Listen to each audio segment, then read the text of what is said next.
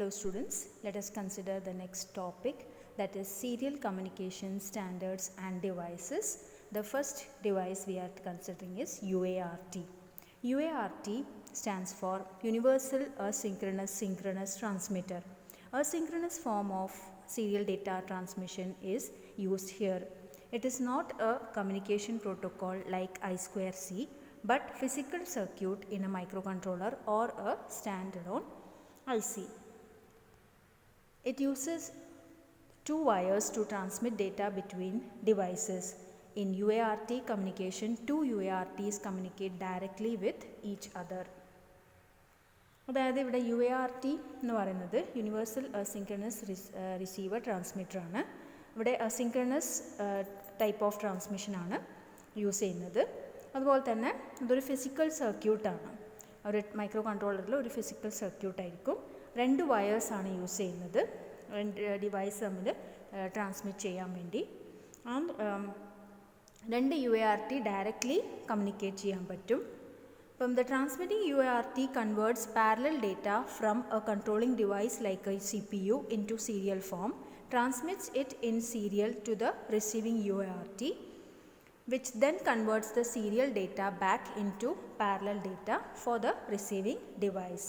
Data flows from the transmitting pin of the transmitting UART to the receiving pin of the receiving UART. അതായത് ഇവിടെ നമുക്ക് transmitting UART എന്ന് പറയുന്നത് parallel data സീരിയലിലേക്ക് convert ചെയ്യും. Okay, and അത് സീരിയലിൽ നിന്ന്, അതായത് റിസീവിങ് UARTയിൽ അത് സീരിയൽ ഡേറ്റ വീണ്ടും പാരലലിലേക്ക് കൺവേർട്ട് ആവും. ആൻഡ് ഇവിടെ T ക്രോസ് പിൻ ആണ് യൂസ് ചെയ്യുന്നത്. UART 1ൻ്റെ, അതായത് ട്രാൻസ്മിറ്റിംഗ് UARTൻ്റെ T ക്രോസ് പിന്നിൽ നിന്ന് R ക്രോസ് പിന്ന്, റിസീവറിലെ R ക്രോസ് പിന്നിലേക്ക് കൊടുക്കുന്നു, അതായത് UART 2ലേക്ക് കൊടുക്കുന്നു. അതേപോലെ തന്നെ UART 2ൽ നിന്ന് T ക്രോസ് പിന്നിൽ നിന്ന് R ക്രോസ് ഓഫ് UART 1ലേക്ക് ട്രാൻസ്മിറ്റ് ചെയ്യുന്നു. അപ്പോൾ അങ്ങനെ രണ്ട് UART ഡയറക്റ്റ്ലി കണക്ട് ചെയ്യാൻ പറ്റും. Instead of a clock signal, the transmitting UART adds start and stop bits to the data packet being transferred. These bits define the beginning and end of the data packet, so the receiving UART knows when to start reading the bits.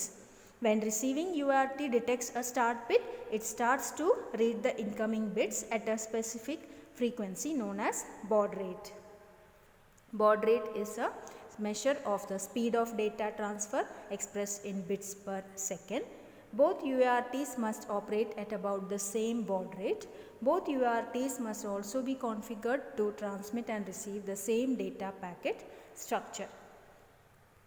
അതായത് ഇവിടെ ഒരു transmitting UART എന്ത് ചെയ്യുന്നു വെച്ചാൽ സ്റ്റാർട്ടും stop ബിറ്റും add ചെയ്യുന്നു, ആ data പാക്കറ്റിലേക്ക് add ചെയ്യുന്നു.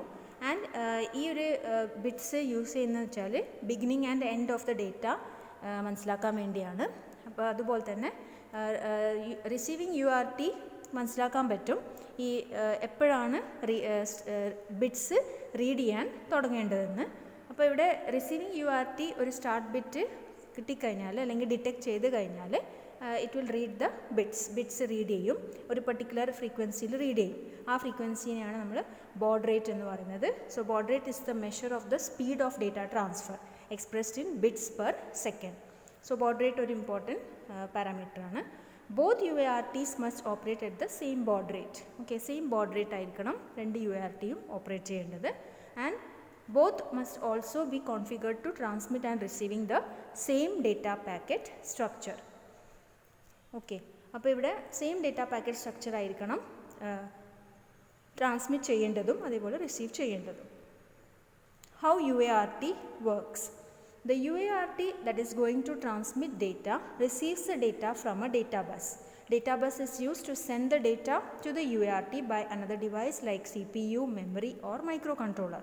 Data is transferred from the data bus to the transmitting UART in parallel form. After transmitting UART gets the parallel data from the data bus, it adds a start bit, a parity bit and a stop bit, creating the data packet. Next, the data packet is output serially bit by bit at the transmitting pin. Receiving UART reads the data packet bit by bit at its R cross pin. The receiving UART then converts the data back into parallel form, removes the start bit, parity bit and stop bits. Finally, receiving UART transfers the data packet in parallel to the data bus on the receiving end. അതായത് ഇവിടെ എങ്ങനെയാണെന്ന് വെച്ചാൽ ഇതിന് UART work ചെയ്യുന്നതെന്ന് വെച്ചാൽ, അതായത് ഏത് UART ആണോ ട്രാൻസ്മിറ്റ് ചെയ്യാൻ പോകുന്നത് ആ UARTക്ക് ഡേറ്റ കിട്ടും. ആ കിട്ടുന്നത് ഡേറ്റ ബസ്സിൽ നിന്നാണ് കിട്ടുന്നത്. ആ ഡേറ്റ ബസ് നിന്ന് ഡേറ്റ കിട്ടും, അത് റിസീവ് ചെയ്യും. ഇനി അത് സെൻഡ് ചെയ്യുന്നത് data bus use to send the data to the UART by another device. അതായത് മൈക്രോ കൺട്രോളർ ആയിരിക്കും ആ ഡേറ്റ സെൻഡ് ചെയ്യുന്നത്, UARTക്ക് സെൻഡ് ചെയ്യുന്നത്. മൈക്രോ കൺട്രോളർ ആവാം, അല്ലെങ്കിൽ CPU ആവാം, അല്ലെങ്കിൽ മെമ്മറി ആവാം. അപ്പം ഡേറ്റ ഇനി ട്രാൻസ്മിറ്റിംഗ് UARTയിലേക്ക് സെൻഡ് ചെയ്യുന്നത്, ഡേറ്റാ ബസ്സിൽ നിന്ന് സെൻഡ് ചെയ്യുന്നത് പാരലൽ ഫോമിലായിരിക്കും. ഇനി ആ പാരലൽ ഫോമിൽ കിട്ടിയ ഡേറ്റ ട്രാൻസ്മിറ്റിംഗ് UART എന്ത് ചെയ്യുമെന്ന് വെച്ചാൽ അതിലേക്ക് start bit, parity bit, stop bit ഇതെല്ലാം ആഡ് ചെയ്യും. എന്നിട്ട് അത് ഡേറ്റ പാക്കറ്റ് ക്രിയേറ്റ് ചെയ്യും. ഇനി next data packet is output സീരിയലി. ഇനി അത് സീരിയലി ആണ് പുറത്തേക്ക് കൊടുക്കുന്നത്, അതായത് T ക്രോസ് പിന്നിൽ ഔട്ട്പുട്ട് ചെയ്യും സീരിയലി, ബിറ്റ് ബൈ ബിറ്റ്. ഇനി receiving UART reads the packet bit by bit. അപ്പോൾ റിസീവിങ് UARTയിൽ അത് R ക്രോസ് പിന്നിലേക്ക് റിസീവ് ചെയ്യും ബിറ്റ് ബൈ ബിറ്റ്. ഇനി receiving UART then it will convert the data to back to parallel, അതായത് parallel ഫോമിലേക്ക് convert ചെയ്യും. ആ ബിറ്റ് ബൈ ബിറ്റ് കിട്ടിയ ഡേറ്റിനെ വീണ്ടും പാരലൽ ഫോമിൽ കൺവേർട്ട് ചെയ്യും. ആൻഡ് അവിടെയാണ് സ്റ്റാർട്ട് ബിറ്റും സ്റ്റോപ്പ് ബിറ്റും അതേപോലെ പാരിറ്റി ബിറ്റ് എല്ലാം റിമൂവ് ചെയ്യുന്നത്. Finally receiving UART transfers the data packet in parallel to the data bus on the receiving end. Okay, finally അപ്പോൾ receiving UART എന്ത് ചെയ്യുന്നു, ഡേറ്റ പാക്കറ്റിനെ പാരലലായിട്ട് ഡേറ്റ ബസ്സിലേക്ക് സെൻഡ് ചെയ്യുന്നു. അപ്പോൾ ഇതാണ് ഫിഗർ. അപ്പോൾ ഇവിടെ നമുക്കൊരു ഡേറ്റ ബസ്സിലേക്ക് ഡേറ്റ വന്നു, പാരലൽ ഫോമിലേക്ക് ഡേറ്റ വന്നു. ഇനി അത് UART 1 ട്രാൻസ്മിറ്റ് ചെയ്യുന്നു. ഓക്കെ, അതായത് സ്റ്റാർട്ട് ബിറ്റും സ്റ്റോപ്പ് ബിറ്റും പിന്നെ പാരിറ്റി അത് ആഡ് ചെയ്തിട്ട് അവിടെ ട്രാൻസ്മിറ്റ് ചെയ്യുന്നു. ഇനി ട്രാൻസ്മിറ്റ് ചെയ്യുമ്പോൾ ബിറ്റ് ബൈ ബിറ്റ് ട്രാൻസ്മിറ്റ് ചെയ്യുന്നു. റിസീവിങ് എൻഡിൽ അതായത് UART 2 will receive it bit by bit and then it will convert it to, അതായത് ഇറ്റ് വിൽ എന്താണ് remove the start bit, stop bit and parity bit and then give it to the data bus parallelly. Okay, ഇനി UART transmitted data is organized into packets. Each packet contains one start bit, 5 to 9 data bits depending on the UART, an optional parity bit and 1 or 2 stop bits. അപ്പോൾ എന്തൊക്കെയാണ് ഉണ്ടാവുകയെന്ന് വെച്ചാൽ ഒരു start bit ഉണ്ടാവും, പിന്നെ 5 to 9 അത് depend ചെയ്യും, UART depend ചെയ്തിട്ട് 5 to 9 ആണ് ഡേറ്റാ ബിറ്റ്സ് ഉണ്ടാവുക. പിന്നെ പാരിറ്റി ബിറ്റ് ഉണ്ടാവും, അതായത് പാരിറ്റി ചെക്ക് ചെയ്യാൻ വേണ്ടിയാണ്, അതായത് എന്തെങ്കിലും എറേഴ്സ് വരുന്നുണ്ടെങ്കിൽ അത് ചെക്ക് ചെയ്യാൻ വേണ്ടിയാണ് ഒരു പാരിറ്റി ബിറ്റ് കൊടുക്കുന്നത്. അപ്പം ഈവൻ ഓഡ് അത് ചെക്ക് ചെയ്യാൻ പറ്റും.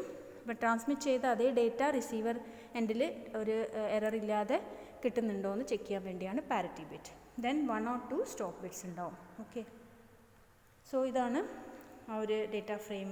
ഇപ്പോൾ പാക്കറ്റ് കാണാം. അപ്പോൾ 1 start bit, then 5 to 9 data bits, 0 to 1 parity bits, 1 to 2 stop bits.